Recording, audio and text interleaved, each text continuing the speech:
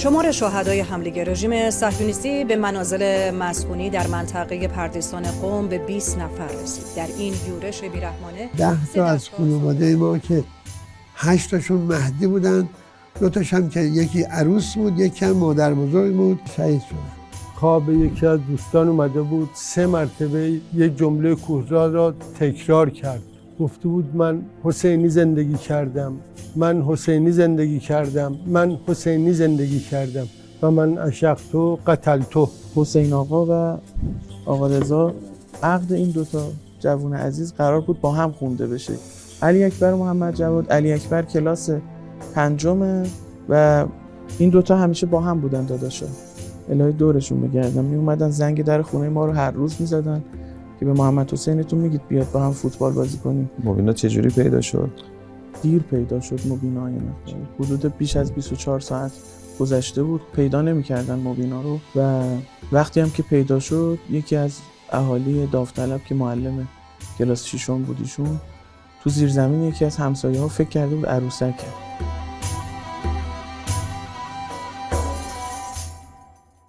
بسم الله الرحمن الرحیم. همه چیز از آن پیمان آغاز شد. آنگاه که امین الله راه حقیقت را برای ابدیت نشان داد. اما حقیقت در کربلا با خون حسین علیه السلام امضا شد.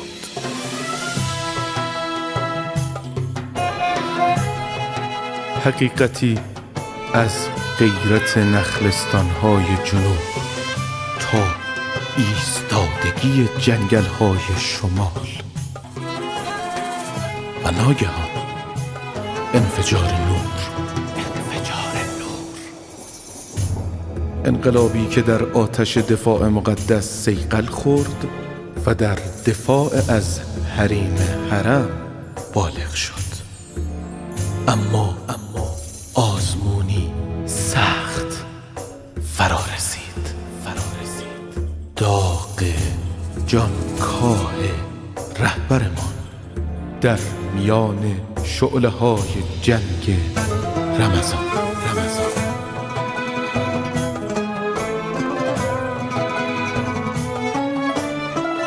ما از قدیر آمدیم، در کربلا آموختیم و امروز در راه قدس منتظر طلوع خورشیدیم. او خواهد آمد.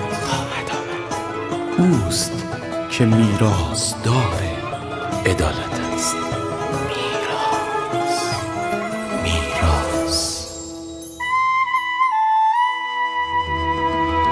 بسم الله الرحمن الرحیم. عرض سلام و ادب و احترام دارم محضر یکایی که شما بینندگان عزیز و محترم برنامه میراث. عزاداریاتون قبول باشه. امیدوارم که این شب‌ها هر کجا قدمی در راه روزه برداشته میشه، هر اشکی که ریخته میشه، هر دستی که به سینه میخوره، من و همکارانم رو در برنامه میراث اذیت نبرید و از دعای خیر خودتون محروم نفرمایید. روایت امشب، شب 5 برنامه میراث، روایت پدر و پسری است که به همراه خانواده میراث خودشون رو با خون نوشتند و با خون امضا کردند تا نسل‌ها بماند. و میراثی که با خون نوشته شود و با خون امضا شود هرگز پاک نمی شود و از یاد نمی رود. ما اینجا میزبان عزیزانی هستیم که امشب برای ما روایت می کنند از خانواده شهید عزیز و شهدا، در حقیقت شهید مهدی عزیز، پدر خانواده، پدر بزرگ خانواده حسن آقای مهدی و عزیزانی که در این حادثه به فیض عظیم شهادت نائل آمدن. من سلام میگم به شما حاج آقا. با عرض تسلیت و تعزیت خدمت حضار محترم و بینندگان عزیز و شما و عرض تسلیت و تعزیت خدمت آقا امام زمان به مناسبت شهادت سالار و سید شهیدان آقا ابا عبدالله الحسین صلوات الله علیه. بزرگ حاج آقا، خیلی ممنونم. منت سر ما گذاشتید، قدم رنده کردید. حاج آقا شما بفرمایید. سلام میگم به شما. علیکم السلام و رحمت الله. بسم الله الرحمن الرحیم. فرزند دوم این خانواده هستم. بله. برادر کوچیک حاج محمد علی مهدی و برادر بزرگ حاج محمد صادق مهدی که افتخار در این برنامه میراث شما سلامت بشید. رسیدیم. قدم رنجه کردید. خیلی ممنونم حاج آقا عباسپور عزیز، دکتر عباسپور عزیز. شما هم لطف کردید حاج آقا به همراه عزیزان تشریف آوردید. بفرمایید، در خدمتتون هستیم. بسم الله الرحمن الرحیم و بهی نستعین انه خیر و ناصر و معین. بنده هم عرض سلام و ادب و احترام دارم خدمت شما برادر گرامی و همکاران عزیزتون که در مسیر معرفی راه شهادت و همچنین شهدا و این مسیر نورانی قدم میزنید و زحمت میکشید. انشالله که شهدای عزیز دستگیر همه ما باشن. همونطور که سردار شهیدمون فرمودن که شهید زندگی کنید شهید میشوید و این البته مضمون بسیاری از روایاتیه که بر ما وارد شده. درست. که میفرماید هر جور زندگی کنید همونطوری میمیرید و واقعا همه شهدا حالا با توجه به اون اختلاف مقاماتی که دارن چه بشناسیم چه نشناسیم تو زندگیشون این سیره رو به ما و این الگوی زندگی رو به ما نشون دادن. خیلی به نظرم یک بعد مهمیه که ما مد نظر داشته باشیم. یه توضیح آقا بدید که اتفاق و حادثه در کجا بوده، چند تا شهید تقدیم کردید، بعد انشالله میپردازیم به ابعاد شخصیت شهید. منزل ما تو شهرک پردیسان قم، بله. کوچه 19، این حدود ساعت 3. چه تاریخی؟ 2 موشک خورد به منزل اخوی ما که توی فروردین ماه بوده؟ نه، هفت اسفند. هفت فروردین. هفت صبح سحر جمعه فروردین، هفت فروردین، که در این خونه 5 تا از عتبه سوریه بود، مهمون ما بود، طبقه بالا که با خانواده کلا شهید شدن و 10 تا از خانواده ما که 8 تاشون مهدی بودن، 2 تاش هم که یکی عروس بود، یکی هم مادر بزرگ بود که جمعاً 10 نفر از خانواده ما شهید شدن. بله بله. و این 10 تا همشون هر کدوم به نوع خودشون یه خاطره است برای ما و اینها 10 تا وقتی میرید تو بیوگرافیشون رو پیدا میکنید جلو، میبینید هر کدوم یه راهی میرفتن، همیشه واقعا زندگی شهادتگونه داشتن. درست. اهل ریا و اینا نبودن. اهالی خود همون پردیسان همشون میشناسن، همه از این اخوی بنده حاج محمد صادق مهدی همه خاطره دارن که چند بار به من گفتن توی مسجد امام صادق، چون نماز اول وقتش اونجا بود، نای ندبش سوا با هم بودیم و تعقیبات رو میخوند. خیلی هم مخلصانه با امام رضا وقتی سلام میداد صلوات خاص رو میداد، تیکیس سلام نمیداد، کامل سلام به امام رضا میداد. و این خانواده کلا از خیر بودنشون، از سخاوتشون، از شجاعتش که از سن قبل از که بره سربازی رفت به جبهه، بعد سربازی شد تو جبهه و بعدم به استخدام سپاه در اومد و 2 بار جانباز شد و در جانبازیش بعد 2 بار که جانباز شد بعد داخل سپاه بود تا اعلام نکرده بود من جانبازم، که رئیس بیمارستان بقیت الله پرونده‌شو که دید گفت تو شهید شده بودی، پس اصلا نگفتی من فکر کردم شهید شدی.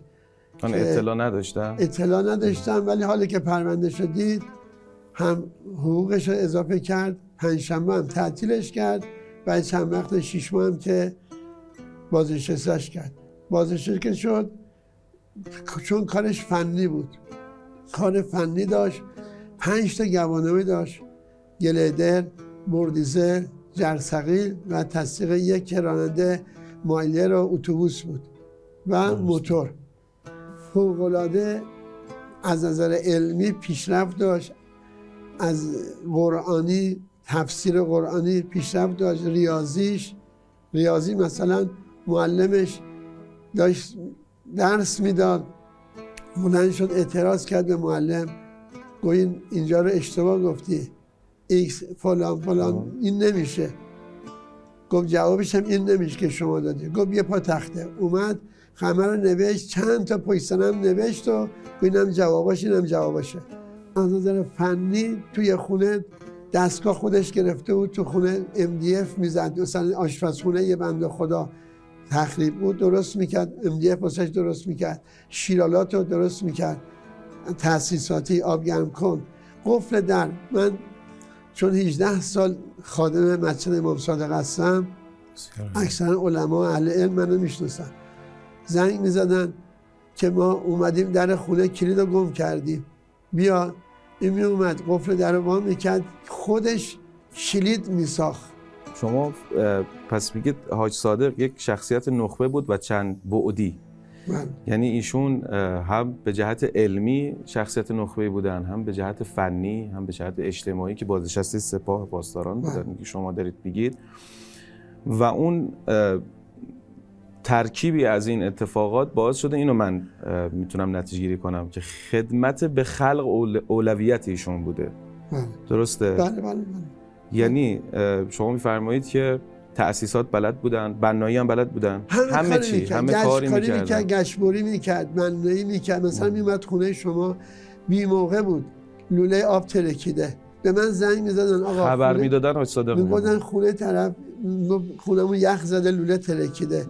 گفت بابا الان اومدم. گفتم خب غذاتو بخور، شامتو بخور، برو. میرم تا 1 مشب 2 مشب این لوله رو در میاد، پوسیدگی دیوار رو میشکرد، در صورتی که تو بدنش پر ترکش بود. ترکش هم پشت نخاعش بود، زیاد که فعالیت میکرد این ترکش ها به نخاعش ضربه میزد، خونه که میومد عوض استراحت گریه میکرد. چرا؟ خب ترکشو در نیاورد. نمیدونم، قطع نخاع میشد. یعنی ترکش از زمان جنگ؟ بله از زمان جنگ پشت گردنشون بوده. اول جان باز شده بود، یه زنه به حساب نارنجک انداختن پشتش، پشت ترکش بود و تیر خلاص هم خورده بود بین ریه و قلبش، از پشتش در اومده بود. بعد از اون دیگه راننده آمبولانس شد تو جبهه. بعدم این کاری که انجام میداد این ترکشه اذیتش میکرد. بعد جراحتشون تو جبهه مجدد دوباره برگشتن؟ بله برگشت دوباره به جبهه بود. دوباره 2 مرتبه میگم جانباز شد، که بار دوم که جانباز شد توی آمبولانس بود، بمب شیمیایی زدن، خورد به پشت تانک، بعد ماشین بردنش، خیال کردن اینم جزو شیمیایی هست که ما چون بیمارستان لبافی جای تهران آشنا داشتیم، رئیس بیمارستان، لباسش عوض کردیم و بردیمش خونه. گفتش به خاطر اینکه ما میشناختیم که این شیمیایی نیست، لباس آوردیم عوض کردیم بردیم خونه، ولی از کارش استراحت نداشت، باز مجددا رفت سر کار. حاج صادق یک شخصیتی که هر زمانی ما کار داشته باشیم اختصاصا هم حتما برای خانواده های کم بضاعت دیگه، درسته؟ به کسی نه نمیگفته اصلا نمیگفت، ولی اصلا اولویتش علما آیت الله میرفت، حالا اسمشو نمیخوام ببرم. کارش مثلا همین الان در ماه محرم دغدغش بود که بره اربعین، که با هم میرفتیم. ما اربعین از زمانی که برف بود رو زمینا عید ما میرفتیم که حالا اومده جلو. و این 2 سال آخر رو چون آشنا بود تهران، پادگان تهران کامیون میگرفت، این 2 سال آخر فقط یخ پخش میکرد بین موکبا. 1 روز آخر رو میومد کربلا زیارت، همون فقط هم کربلا میومد، دیگه وقت نداشت بره سامرا و نجف. با هم برمیگشتیم میومدیم. که حدود 5-6 سال پیش یه سکه مادرم بهش هدیه کرده بود، اونو هدیه کرد به موکب، 20 میلیون تومن داد به موکب تو کربلا. حالا اسمشو نمیخوام ببرم چون اسم بله. یعنی دغدغه‌ش هم اون اربعین بود و توی کربلا که میرفت استراحت نداشتیم، هم خودش هم خانومش خیر بود، خواهر شهید بود، مال 8 سال دفاع مقدس. این از صبح که بلند میشد تو موکب سبزی و پیاز و سرخ کردن لپه کار انجام میداد تا 11 شب. گفتم داداش بریم حرم. میگفت اینقدر خستم تو حرم باز سرحال باشی. یه روز آخر 40 فقط می اومدن تو حرم زیارت رو برمیگشتن. کارشون این بود. با پسر کوچیکش حسین باشه که 10 جزء قرآن هم حفظ بود. بچه خیلی درستی بود، بچه سالمی بود. بعد اینقدر نه کار ریاکاری میکرد نه مادیات داشت، یعنی کارش درست بود. حسین بله حسین یکی از شهدای بله این اتفاق. فرزند سوم آقای صادق مهدی. این حتی از وزیر ورزش و مربیش به من تماس گرفتن، گفتن بیا باشگاه حیدریان. گفتم چیه؟ گفت برای شهید حسین. گفتم چه مراسمیه؟ گفت این 2 مدال طلا داره، 1 کمربند داره. گفتم من که تو خانواده اینا ناهارا خونه اینا هستم، من خبر نداشتم، خودم باور کن اطلاع نداشتم. ولی هر کسی که 1 مدال میگیره 10 تا بنر میزنه سر 4 راه این ور اون ور. این اینقدر خاکی بودن. حسین آقا پسر حاج صادق کسی خبر نداشته که مدال گرفته و ورزشکار این سطح حرفه‌ای کار می‌کرد. فقط اون بسیجی‌های محلی که باش بودن اونا می‌دونستن، کسی متوجه نمی‌شد. از زبان اخوی بزرگ هم بشنویم. حاج آقا بفرمایید. عرض ادب.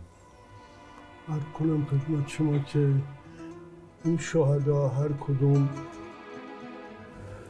مختصات خاص خودشونو داشتن.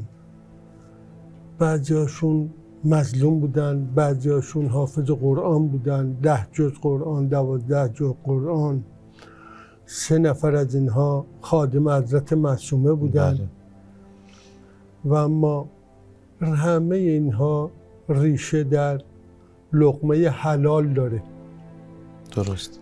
خاطرم میاد تو حدود 50 سال پیش مادرم برام تعریف میکرد، میگفت پدرتون شما که بچه بودید 6-7 سالتون بود، سال 1 مرتبه دست میکرد تو جیب شما نصف شب که خواب بودید. اگه 10 شایی 1 ریالی یا 2 ریالی تو جیبتون باشه، اینا رو برای خمس و زکات، برای خمس سالیانه حساب میکرد. برادرم حاج صادق به یکی از دوستان اومده بود 3 مرتبه یک جمله کوتاه را تکرار کرد. خب گفته بود من حسینی زندگی کردم، من حسینی زندگی کردم، من حسینی زندگی کردم. همه اینها ریشه در همون لقمه حلال داره که امام حسین هم در روز عاشورا فرمود. با اینکه حال من زیاد مساعد نیست، این که نظرم رسید خدمتتون عرض کردم. بزرگواری کردیم. انشالله که مشمول شفاعت همه شهدا قرار بگیریم و انشالله که سال ظهور حضرت باشه و پیروزی اسلام مسلمین باشه که با دلخوشی همه دور هم جمع بشیم انشالله. حاج آقا خیلی بزرگواری کردیم. خواهش. من خدمت شما بینندگان عرض کنم که حاج آقا با توجه به کسالتی که داشتن اما قدم رنجه کردن، منت سر چشم ما گذاشتن و اومدن به برنامه. من حاج آقا چون کسالت دارن یه رفت و برگشت داشته باشیم، حاج آقا تشریف بیبرن، عزیزی به جمع ما اضافه میشن که انشالله با این عزیز بزرگوار به همراه آقای دکتر و اخوی شهید گفتگو رو ادامه میدیم. یه رفت و برگشت داشته باشیم، محضرتون هستیم. شمار شهدای حمله رژیم صهیونیستی به منازل مسکونی در منطقه پردیسان قم به 20 نفر رسید. در این یورش بیرحمانه 3 دستگاه ساختمان مسکونی به طور کامل تخریب شد و به تعداد زیادی از خانه‌های 3 تا فرزند داشت، یه دختر 21 ساله و پسر 14 سالش، بعد پسر کوچیکش هم که 12 سالشه بیمارستان، خودش هم که جنایت آمریکا و اسرائیل در ایران. این کیف بچگونه امدادی پیکر 2 کودک رو از زیر آوار بیرون آوردن، قطعاتی از پیکر 2 کودک رو که شاید همین 2-3 روز پیش توی همین خونه ها، توی همین کوچه ها مشغول بازی کردن بودن و کلی آرزو داشتن برای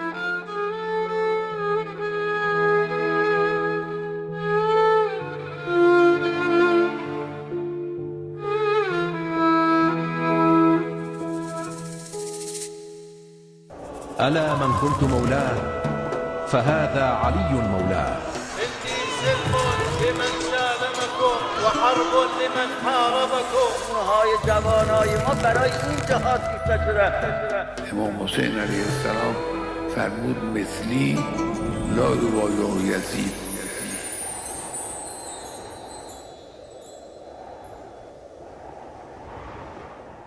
خب عزیزی به جمع اضافه شدن آقای بیاد، دوستی که از بعد از شهادت شهیدان مهدی یک اتفاقاتی بهشون افتاده، پیش اومده که از اون به بعد ایشون روایت میکنن در کف میدون به هر زائری که در اون قتلگاه میان و زیارت میکنن. میخوام بیشتر بشنویم و بهتر در جریان قرار بگیریم. گفتگو رو با ایشون آغاز میکنیم. سلام میگم به شما آقای بیات عزیز. سلام و عرض ادب. بزرگوارید. سلام شما و همه بینندگان عزیز. ما هم مثل بقیه همسایه ها و اهالی محل که از همون لحظه انفجار، این سحرگاه 7 فروردین، اون شب بارونی که نیمه شب ساعت 3 اون انفجار مهیب رخ داد، تا همین امروز مثل بقیه خانواده ها و اهالی و همسایه ها داغدار این 19 شهید عزیز از جگرگوشه‌هامون هستیم که پر کشیدن. شما همسایه روبرو شهید بودید؟ بله، ما تو همون کوچه هستیم و اون از همون لحظات اول خب خیلی سخت بود. بله. تصورش سخته، ولی خانواده هایی که توی این انفجار بودن، از خانواده شهید مهدی، بله، خانواده شهیدان از ضریر، خانواده سفری نوا و خانواده فرجی، همه از خانواده های نجیب و ریشه دار و دوست داشتنی بودن که تقدیم کردن شهدای عزیزی رو و جانبازانی رو محضر اسلام عزیز. جانباز هم داریم؟ بله. چند تا جانباز داریم؟ جانباز پدر و مادر شهیدان سفری و محمد امین داداش کوچیکه و خانم فرجی که تک پسرشون که خدا بعد 12 سال بهشون یه فرزند داده بود و شوهرشون که طلبه بودن به شهادت رسیدن. خانم فرجی هم همین الان هنوز بیمارستان هستن و مشغول مداوم. که خدا بهشون سلامتی بده و عافیت کامل انشالله روزیشون بشه. من می‌بینم که عکسای شهدا رو دارید. بله. سال مبارک شهدا. شهدای خانواده مهدی هستن. بله. اینها میخواید اینو روبروی دوربین داشته باشیم. زحمت شما انشالله یه دونه دونه توضیح بدید. بله. و اگر روایت کوتاهی هم داره چشم. آشنا بشیم. این حاج صادق عزیز که بله. آخرین تصویری که من از ایشون خاطره دارم دقیقاً در خونمون 1-2 روز قبل از شهادت که باز کردم، صبح زود اومدم بیرون، با همین لبخند همیشگی رو لبشون بود. خیلی خوش اخلاق بودن. یه لباس ساده همیشه میپوشیدن، یه کلاه کاموایی هم معمولا سرشون بود. تأسیساتی محلمون بودن، با اینکه گمنام بودن، تو این سن بودن، جانباز بودن، ترکش تو بدنشون بود، ولی همیشه کمککار محله و اهالی محل بودن. با یه ماشین پراید مدل فکر کنم 82-3 اینا بود که داشتن، میچرخیدن تو محل، تأسیسات و لوله کشی و آبگرمکن و کولر و اینها درست میکردن. نکته‌ای که خیلی مهم، تو خونه همه ماها کار کرد حاج صادق. بیش از 2 برابر وقت میذاشت ولی کمتر دستمزد میگرفت. اگر خانواده مستمندی بود دستمزد ازشون نمیگرفت. خیلی عجیب بود. ما از زائرایی که این شبو داریم میان خانواده ها خاطره تعریف میکنن از حضور حاج صادق تو خونشون. بله. از نجابتشون، درست. از اینکه موقع حساب و کتاب با اینکه دستمزد کمتر میگرفتن چند بار تاکید میکردن راضی هستید این مبلغ رو میخوام بدن. یا مثلا آقای باید من میون کلامتون چون خاله بذارید بشنوم، صحبت که میکردیم که از اعضای خانواده مهدی فرمودن که حاج صادق یه خونه رو کامل تقریبا بدون اینکه بخواد مزدی بگیره کم کم هی مرحله به مرحله بالا آورد و آخرم کنم حسین آقا تعریف کردن. آره پوشیده نیست واقعا. فکر می‌کنم همین خصلتشون که خدمت به مردم. بفرمایید شما. ساعت 12 شب تماس میگرفتن که این یه جا آبگرمکن خرابه، با اینکه خسته و کوفته بودن ولی میرفتن میگفتن زن و بچه مردم الان کمک لازم دارن. و جالب یه خانومی اومده بود تو مقتل الشهدا گفت کولر ما رو حاج صادق درست کرد. بعد از چند ساعت دوباره زنگ زد گفت خانم من این کار رو انجام دادم ولی یه کار دیگه هم میتونستم انجام بدم. دوباره اومد خب دوباره برگشت و کار تموم شده بود، ولی گفت شاید این کار هم یه وقتی مثلا کم کار نذاشته باشم اینجوری کار میکردم. درست. و با اینکه پولدار نبودن همیشه وارد پارکینگ، معمولا پارکینگ خونشون میشدیم کنار دیوار، حبوبات و ارزاق و اینها برای نیازمندان. و بعد از شهادتشون تازه ما فهمیدیم کلی یتیم دوباره یتیم شده و اینجوری زندگی میکردن حاج صادق عزیز. بله. که تو طبقه زیرزمین اونجایی که روزه میگرفتن و حدیث کسا و زیارت یه حسینیه کوچیکم داشتن که روزه میگرفتن، مرتب مراسم میگرفتن همراه با 2 پسر جوونشون، حسین آقا و آقا رضا مهدی. بله. و حاج خانم اونجا زندگی میکردن که عقد این 2 جوون عزیز قرار بود با هم خونده بشه، یعنی مراسم خواستگاری و مقدمات یعنی ازدواجشون به ازدواجشون بله فراهم شده بود. که من تو آوار چادر رنگی عروسی که حاج خانم تهیه کرده بودن کنار گذاشته بودن هم دیدم. این آقا رضا از خادمای حضرت معصومه سلام الله علیها بود و اون شب شهادت شب تولد حسین آقا هم بود. رفته بودن حرم به مناسبت تولد حسین آقا که حدود 1 ربع قبل از اصابت میرسن خونه. آقای باید امشب و فردا شب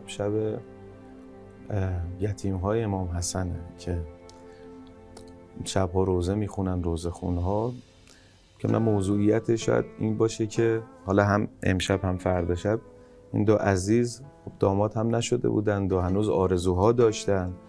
طبقه بالا برادر بزرگترشون حسن آقا مهدی. این حسن آقای مهدی با همراه با 4 فرزندشون و عروس خانواده که خانم شهیده پیروزه هست. ایشون از اساتید جامعه الزهرا حافظ قرآن بودن، دانشجو دکترا و کلی شاگرد تربیت کرده بودن که در اون مقتل به شهادت میرسن. حسن آقا 4 فرزند داشت. ایشون از پاسداران رشید اسلام بودن که از همینجا دست و بازوی همه رزمنده ها رو میبوسیم که بله. سایه امنیتشون بر کل منطقه با زحمت اینها فراهم است. وارد معرفی فرزندان ایشون میشن. خانواده حسن آقای مهدی نخبه بودن همه. بله. زهرا خانم دختر بزرگی حسن آقا کلاس 9، بله. دانش آموز کلاس 9 که حافظ قرآن بود، عفیفه، درس خون درجه 1. یکی از همکلاسیاشون دیروز اومده بود میگفتش که 6 نفر رو زهرا خانم، زهرا بود اسمش، بله، همه ما رو به خط کرد. ما مثلا چادری نبودیم اونجوری. حافظ قرآن بله بودن. حافظ قرآن بودن و خیلی حافظ کل بودن یا حافظ چند جز بودن؟ 12 جز قرآن که به شدت درس خون و محبوب بین همکلاسی‌هاشون و خیلی شهادت ایشون تأثیر گذاشت روی یه نسلی از نوجوانا. آبجو داداشای محمد زهرا خانم علی اکبر و محمد جوادن. علی اکبر و محمد جواد، علی اکبر کلاس 5 و این 2 همیشه با هم بودن داداشا. دقیقاً همین ایام یعنی اواخر خرداد امتحانا که تموم میشد الهی دورشون بگردن، می اومدن زنگ در خونه ما رو هر روز میزدن که به محمد حسینتون میگید بیاد با هم فوتبال بازی کنیم. تو مسجد با هم بودن. حسین پسر شما آره. هم بازی این بچه‌ها الان بود. تنها شده محمد حسین. آره. 3 از همبازیاشون تو این از 19 شهید 3 از همبازیاشون به شهادت رسیدن. همیشه با هم بودن، خیلی مؤدب بودن. خب بچه‌های این سنی تو کوچه تو این ور اون ور ممکنه یه وقتی، ولی ویژگی این 2 داداش این بود که خیلی مؤدب بودن و با متین. این 2 با هم بودن، مسجد امام صادق با هم بودن. اون شب شهادتشون هم چند ساعت قبلش تو موکب با هم خدمت میکردن که با هم شهید شدن. الهی که به آبروی حضرت قاسم ابن الحسن و عبدالله ابن حسن که از شهدای عزیز کربلا هستن، اینا ویژه برامون دعا کنن، دستمون رو بگیرن، شفاعت کنن ما رو. 2 پسرای حسن آقا. بله حسن آقا. خب یه دخترم زهرا بله خانم. زهرا خانم. یه دختر دیگه حسن یه آقا دختر دیگه هست مبینا خانم که مبینا خانم یه روایت داره که همه رو سوزونده. بله. نمیدونم چجوری این وارد این بخش از گفتگو بشیم. ما روایت مبینا رو شنیدیم، واقعا هم متأثر شدیم. اصلا یک اتفاقی است که قلب هر آدمی که یه ذره وجدان داشته باشه به درد میاره. عروسک آوردید همراه خودتون؟ بله، ما چون مال مبیناست. قلب 5 تا خانواده مورد هدف قرار گرفت. من اینقدر اسباب بازی و عروسک و چرخ کالسکه و آقا باید ببخشید من عذرخواهی میکنم. حاج آقا شما مبینا رو برای ما روایت میکنید که حالتون هم حال خوبیه. بعد من با آقا باید میخوام همراه خودش آورده یه عروسک و فکر میکنم کتاب قصه است. شما بگید چی شد؟ من از این بچه خاطره دارم که مدیر خودش در جریان کار بود، به من زنگ زد گفت میشه باید صحبت کنم. گفتم بفرما. گفت مبینا دل ما رو سوزونده، برکت خونه ما رو برده، برکت مدرسه رو برده، برکت خیابون رو برده. گفتم چی شده؟ گفت 3 ماه بود که تو مدرسه اومده بودن کلاس اول بود، 7 سالش بود. دوربین فیلم برداری یا دوربین رو بردن عکس بگیرن. گفت خانم معلم میخوای چیکار کنی؟ گفت میخوام عکس بگیرم. گفت من چادر ندارم، من با روسری هستم، چادرمو نیاوردم، اون تو بیرونه. گفت نه خودت قشنگ روسریت بستی، گیریت هم بستی قشنگ. گفت نه من چادر، به قول من چادر خیمه زنه، برجستگی بدن نباس بیرون باشه. چند سالش بوده؟ 7 سالش. 7 ساله. جهان بینی رو فرمودی اسمش رو بودی به جان خودم در اون میسوزم خودش. بعد معلم میگه همین خوبه، میگه نه پس من میرم بیرون. میگه نه باز تو باشی. میگه پس صبر کنید برم چادرم تو کیفم بیارم. چادرشو میاره سرش میکنه، مؤدبانه میشینه و عکس میگیرن. بعد معلم میگفت این به من آموزش داد که برجستگی بدن زن نباس بیرون باشه، چادر خیمه زنه. تو خونه کاری میکرد این بچه. مادرش حدود 2 ماه نشده بود، نه 2 ماه نشده بود که ولش کرد، مادر اصلیش گذاشت رفت. بعد این خواهرم و همین خانم پیروزه اومد اینو بزرگش کردن. خیلی مؤدبانه بود، سوالاتش، کارش. مبینا هم حافظ قرآن بود؟ نه ایشون نه. سوره هایی رو حفظ سوره ولی حافظ قرآن نبود. نه تو خونه اصلا همه رو دست نگرش می‌داشتن چون کلماتش، حرفاش خیلی فهمیده بود. یعنی آدم معمولی نبود. خب میگم از همون طفولیتش حرفاش انگار که یه آدم بزرگ داره بزرگ صحبت میکنه. مبینا چجوری پیدا شد؟ مبینا، مقتل مبینا دیگه امدادگر و آتش نشان و جهادیا و هر کی اومده بود از همسایه‌ها کمک کنه همه رو از پا در آورد به 2 دلیل. یکی این که همه شرمنده شدن دیر پیدا شد مبینا. حدود بیش از 24 ساعت گذشته بود پیدا نمی‌کردن مبینا رو. و وقتی هم که پیدا شد یکی از اهالی داوطلب که معلم کلاس 6 بود ایشون، تو زیرزمین یکی از همسایه‌ها فکر کرده بود عروسکه و یه روسری خوشگل هم سرش بود که از خون تازه‌ای که زیر این عروسک بود فهمیدن مبیناست. و دیگه اونجا آتش نشان و امدادگر و اینا خیلی به هم ریختن. مبینا این شب‌هایی که توی مقتل شهداست باز مشتری خاص داره و همجوری که توی این عکس می‌بینید یه چادر خوشگل مشکی همیشه سرش بود، روشو یه جوری میگرفت انگار 20 سال چادر داره. چادر زهرا، چادر خاکی و خونی آبجیش زهرا هم حدود یه هفته بعدش از توی یکی از خرابه‌ها پیدا کردیم. مبینا کجا پیدا شد که میگید فکر میکردن عروسک بوده اونجا؟ دقیقاً تو زیرزمین یکی از خونه‌های شمالی که آواربرداری داشتن میکردن پیکر مطهر مبینا رو پیدا کردن. پیکرش هم با یه روسری خوشگل بود که کسی خواب دیده بود. من شنیدم پیکرش پیدا نمیشد. بعد 2 روز که تو خونه گشتن هی گفتن پیکر یکیتون نیومده، از 10 تا 9 تا اومده.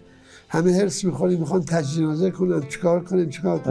10 پیکر، یعنی به عنوان 10 پیکر تحویل داده شده. بعد گفتن که 9 تاست، یه دونش نیست. یکیش نیست.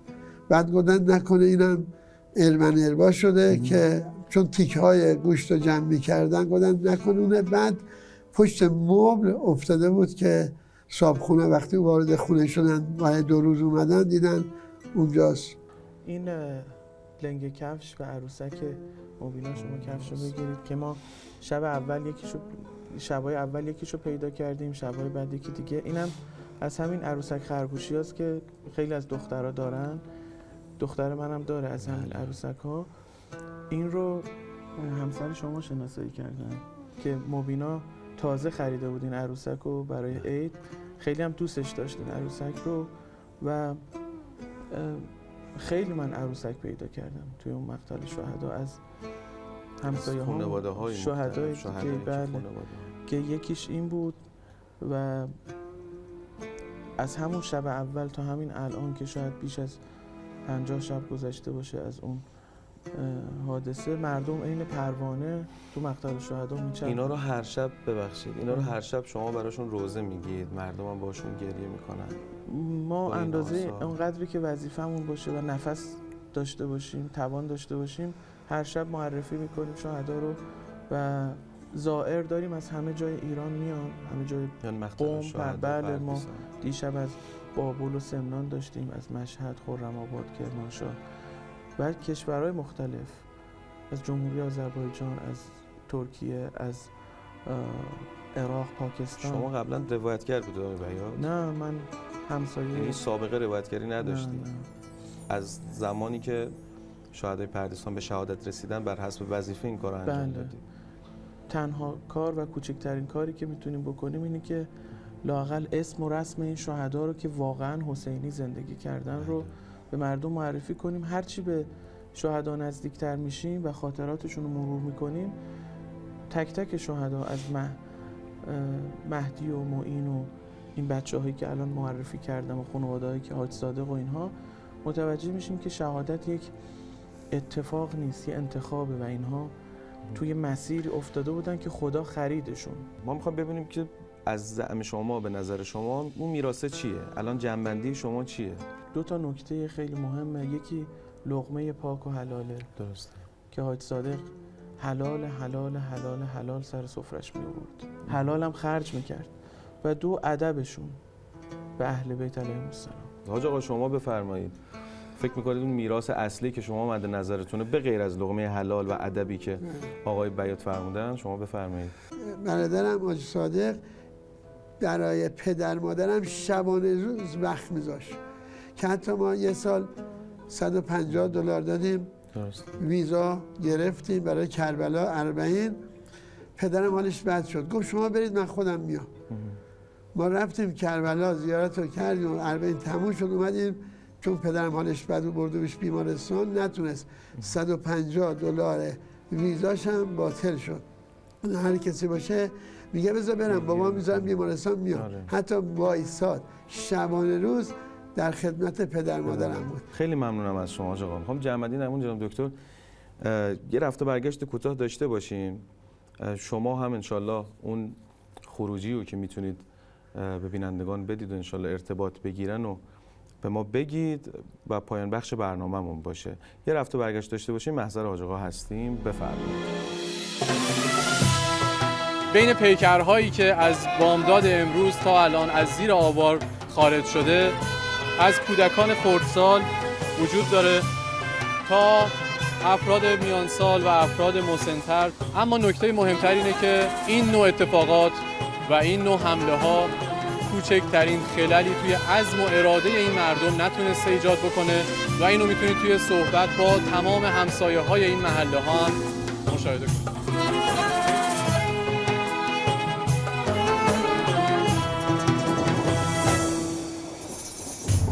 مبینا هیچ وقت چادرش رو در نمی آورد. چادرش حتی کثیف هم می شد اصلا در نمی آورد. دلم خیلی خیلی براش تنگ شده. امیدوارم روحش به اون بالا بالاها شاد باشه.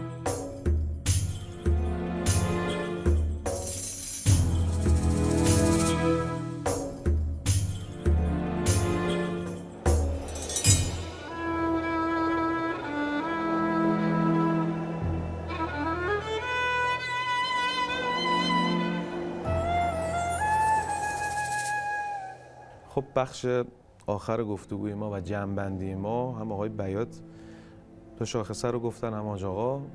از آقای دکتر میخوایم که خیلی مختصر و کوتاه جمع‌بندی رو داشته باشن. من کمک بگیرم از روایات معصومین علیهم السلام که روایت داره می‌فرماید المؤمن علویون مجاهدیون مهاجریون. یکی از شاخصه هایی که تو قالب شهدایی که حالا ما میشناسیم میبینیم و از جمله شهدای مهدی بحث مجاهد بودنه. یادی هم کنیم از رهبر شهیدمون که خودشون میفرماید که شهادت نتیجه مجاهدت در راه خداست. شبانه روز تلاش میکردن و هدفشون هم واقعا خدمت به مردم بود. خب ایشون یه آدم مکتومی بود، هر چقدر ازش سوال میکردی خیلی از بحث کارش که به هیچ عنوان، ولی تو زندگی شخصیش هم واقعا من میدیدم که به شدت اهل تلاش و باز هم در راستای کسب رضایت الهی. ببینید حسن آقا یه وقت می‌بینید ماها نمیومد خونشون، بله، خاطر مشاغل کاری و اینها، یه نصف شب میومد و میرفت. بعد یه وقت مثلا تو ایام آرامش ساعت 12 شب میومد، پدرشون داشت میرفت سر یه کاری، مثلا یه کسی زنگ زده بود که فلان بیا مثلا آب گرم کن ما رو درست کن و اینها، بعد میگه حسن میاد کمکم کنی. بعد ببینید یه نظامی که مثلا 20 روز خونش نیومده میاد که چند روز استراحت کنه دوباره برگرده دیگه. ساعت 12 شب بلا فاصله یکی از دوستای ما یک رابطه کاری با علیرضا داشت، ازش تو مسجد سوال کرد که علیرضا فلان قضیه چی میشه؟ گفت تو مسجد بحث مالی نکنیم بریم بیرون. یا حسین درآمدی نداشت، حسین دانشجو بود که من خبر دارم، به هر حال آج آقا فرمودن که لباس مثلا شیک هیچ وقت، یه بچه دانشجو که درآمدی نداره و اینا. من یادم پارسال چند شاید نیم ساعتی با من صحبت کرد، که دوبارم زنگ زد که آقا من میخوام خمسم رو پرداخت کنم. که بودم تو خمسی نداری که آخه تو درآمدی نداری. بعد حالا اگه این مسیر طی بشه، حالا نحوه شهادت، خود شهادت که میشه خروجی طبیعی اون نحوه سبک زندگی که شما اول فرمایشتون فرمودید که آیا انتخابیه یا نه، ما نحوه زندگی رو انتخاب میکنیم. اگر نحوه زندگی رو به این سبک و سیاق انتخاب کردیم که با عقل محاسبه‌گر مدرن اصلا جور در نمیاد. حاج خانم حاج صادق تقریبا فکر میکنم یه روز قبلش به همسر بنده گفت من شهید میشم، حلالم کنید. بعد این زهرا خانم که با اون وضع هم به شهادت رسیدن گفته بودن همه منم شهید میشم. این که بچه 6-7 ساله پیدا نمیشه. ایشون حالا های بیات فرمودن حدود 10-12 متر پرت شده بودن. بعد که در مورد حضرت قاسم داره که بدن، بعضی از مقاتل می نیسن بدن حالتش تغییر کرده بود، انگار مقداری قد کشیده بود. بعد این رو ما در مبینا خانم می بینیم. منظورم اینه که حالا اگر ما اون سبک و سیاق زندگی رو به تأسیس از اهل بیت عصمت و طهارت انتخاب کردیم، شهادت خروجی طبیعی همین قضیه میشه. ما شما میگید میراث اصلی همون شهادته، تمام ابعاد با هم تشکیل میشه که شما به شهادت برسید. شهادت میشه. یک سوال، شهید دست نیافتنیه؟ شهادت دست نیافتنیه؟ شهادت عرض کردم اصلا خروجی طبیعی نظام تکوینی که ما انتخاب میکنیم هر جوری زندگی کنیم. بعضی از این شهدا خب مخصوصا تو این جنگ رمضان یا جنگ 12 روزه خب نگاه میکردیم، من خودم رفقایی داشتم که الان قبطه میخورم، فکر میکردم مثلا این آدم یه آدم طبیعیه، مثلا حالا تو ظاهرم که نشون نمیده. بله. بعد که شهید میشه بعد واقعا آدم قبطه میخوره که چجوری زندگی کرد، دوری کنارش بوده، چه ابعاد شخصیتی داشت، شهید شد. بله. بعد عرض کردم در مورد رهبرمون اون که ابی عبدالله علیه السلام بود و امام رضا علیه السلام تکلیف همه ما روشن کرد که فرمود یا ابن شبیب ان کنت باکیا لشیء فابکی للحسین. همه اینا رو ما فدا میکنیم چون خلقت این شکلی آفریده شده، تکوین پیدا کرده و چون دردونه هستی رو ما فدا کردیم، همه اعضای خانواده‌مون هم فدا کنیم، در همون راستاست و نگران هیچ کدوم از اینا نیست. خیلی ممنونم آقا. ما توی مجلس عزاداریا ماه محرم گوش میکنیم که حضرت زینب تو 40 روز کل موهاش سفید شد. یا آقا امام سجاد من وقتی رفتم این بچه رو دفنش کنم، زدم صورتش رو با کنم که بذارم رو خاک، هرچی گشتم سرش رو ندیدم، بدون سر بود. گفتم یاد امام سجاد علیه السلام افتادم، کجا اینا بذارم رو خاک؟ این که سر نداره، هیچی نداره. بعد یاد خانم حضرت زینب سلام علیها هستم که تموم این 40 روز رو بالا سر این جنازه ها می اومد، تموم نیزه ها رو می زد کنار. برادرم همه اربا بود، همه بدون سر بود، من یه دونه بدون سر طاقت ندارم ببینم. حضرت زینب 72 تا بدون سر دید، بعد سرها رو بالا سرش میدید، چه جون طاقت آورد؟ و میگن 40 روز سفید شد، واقعا جا داشت. صلی الله علیک ابو عبدالله. انشالله که در قوی عبدالله رزق ما بشه شهادت در رکاب اهل بیت علیهم السلام. انشالله که ما بتونیم ادامه دهنده این راه باشیم. خیلی ممنونم، منت به سر ما گذاشتید، تشریف آوردید. و انشالله که من اینو خطاب به بینندگان بگم، اگر یه جمله بخوایم بگیم این که میراثی که با خون نوشته بشه و با خون امضا بشه همیشه ماندگاره و انشالله که یک روزی ما هم بتونیم این ارثیه رو اینجوری به نسل‌های بعدی تقدیم کنیم که با خون نوشته شده باشه و با خون امضا شده باشه. ممنونم از اینکه امشب میراث رو نگاه کردید. تا برنامه بعد و شب آینده از همه شما عزیزان بیننده خداحافظی میکنم. خدایا رو نگهدارتون. یا علی مدد. التماس دعا.